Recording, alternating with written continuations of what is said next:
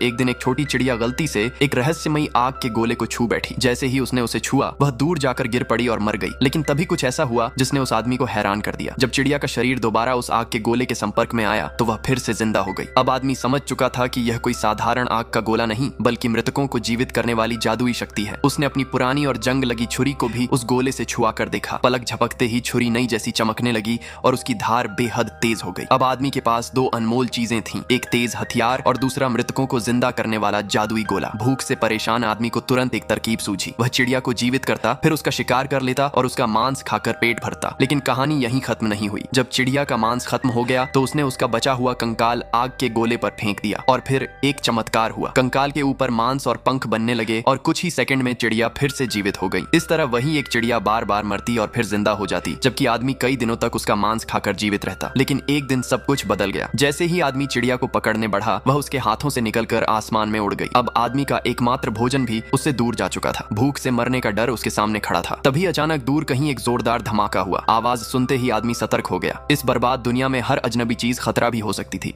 और उम्मीद भी। उसने अपनी बंदूक उठाई और आवाज की दिशा में बढ़ गया। वहां उसे एक बड़ा लोहे का बक्सा दिखाई दिया। जब उसने उसे खोला तो अंदर एक युवती छिपी हुई थी। उसे देखकर आदमी मुस्कुराया और बाहर आने को कहा। लेकिन उस लड़की को नहीं पता था कि इस उजड़ी हुई दुनिया में सबसे कीमती चीज इंसानियत नहीं बल्कि भोजन था और बहुत जल्द वह भी उस आदमी के डरावने रहस्य का हिस्सा बनने वाली थी।